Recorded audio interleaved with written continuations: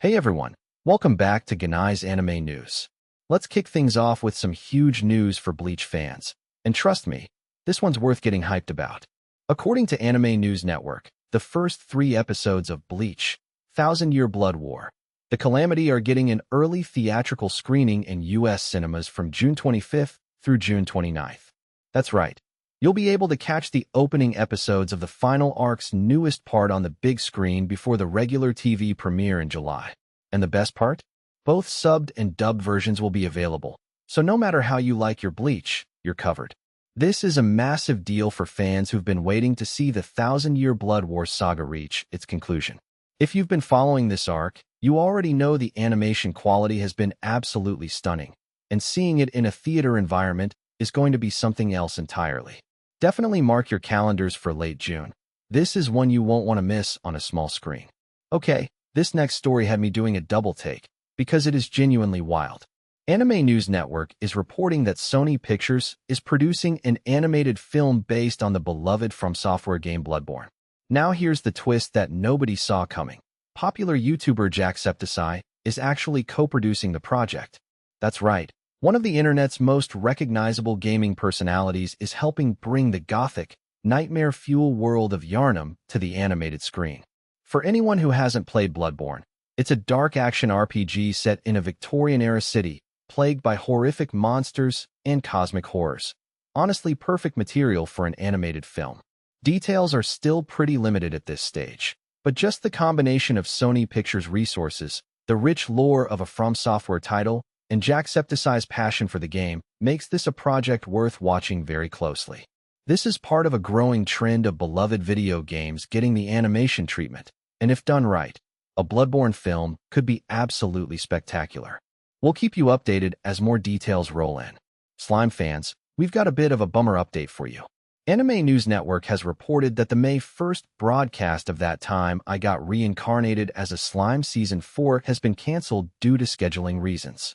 The report doesn't go into heavy detail about what exactly caused the scheduling conflict, but it's worth noting this applies specifically to the May 1st airing, so it's a single episode cancellation rather than the whole season being in trouble.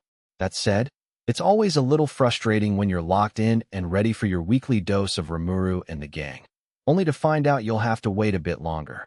Hopefully this is just a minor hiccup and the rest of Season 4's broadcast schedule stays on track. We'll be watching for any follow-up announcements, so stay tuned to the channel for updates on this one. Now for some genuinely sobering industry news. Anime News Network has reported that Studio KI has officially announced insolvency, citing a significant financial deficit. The studio ended its most recent fiscal year with a net loss of 565 million yen, which is an enormous amount for an animation studio. For context, Studio KI is the studio behind the anime adaptation of Sentenced to Be a Hero, among other projects. Anime studio insolvencies are unfortunately not unheard of in this industry, but it's always a difficult thing to see, especially for the talented staff and creators involved with the studio's ongoing projects. This raises real questions about the future of any titles currently in production at the studio.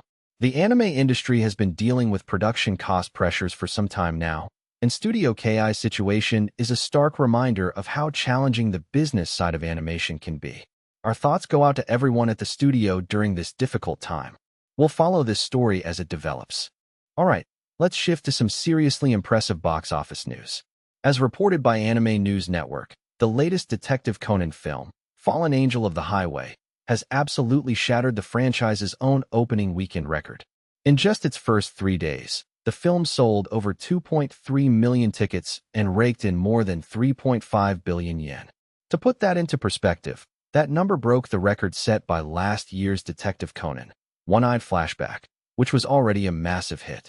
Detective Conan films are basically a guaranteed cultural event in Japan every single year, but this result shows the franchise is actually still growing in terms of audience size and excitement. That kind of opening is remarkable for any film, let alone one in a long-running franchise. If you haven't been keeping up with the Conan films, these numbers should tell you that the series is absolutely at the top of its game right now. Here's a story that should have every fan of giant monsters and mecha absolutely buzzing. Anime News Network is reporting that Takashi Yamazaki, the director behind the Academy Award-winning Godzilla Minus One, is heading into production on a brand new film called Grandgear, which will feature, quote, kaiju robots. The film is set to open in February 2028, and notably, this will be Yamazaki's first English-language film, with production on the movie set to begin soon. This is a massive deal. Yamazaki already proved with Godzilla Minus One that he has an extraordinary ability to blend emotional storytelling with jaw-dropping creature visuals on a relatively modest budget. Now applying that same talent to an original kaiju robot concept, in English, could be a genuine game-changer for the genre on the global stage. February 2028 feels far away, but trust me, this is one to keep on your radar right from the start. Let's wrap up with a few more stories that deserve your attention. First, on a really unfortunate note, Anime News Network has reported that Sakamoto, the creator of Go For It Nakamura-kun, has left the social media platform X after experiencing what they describe as ongoing harassment. Sakamoto shared a heartbreaking statement saying they were only receiving complaints about their work rather than positive engagement. Online harassment of manga creators is a real and serious problem, and it's genuinely sad to see another artist driven away from connecting with fans because of bad actors. We hope Sakamoto finds a healthier space and keeps creating the stories fans love. Shifting to business news. Also per Anime News Network, classic manga publisher Tokyopop is now offering public stock shares in an effort to raise up to $1.2 million. Shares are priced at $5 each, with a minimum investment of $1,000. It's an interesting move that essentially lets fans and investors buy a piece of the company directly. Whether this raises the capital they're aiming for remains to be seen, but it's a fascinating approach. And finally, Anime News Network reports that the live-action Sakamoto Days film has dropped a new preview video highlighting the film's fight choreography. Snowman idol Rin Meguro stars as former hitman Taro Sakamoto, and the movie hits theaters on April 29th. From what's been shown, the action looks incredibly slick. That's all for today's headlines. Let's get to the outro.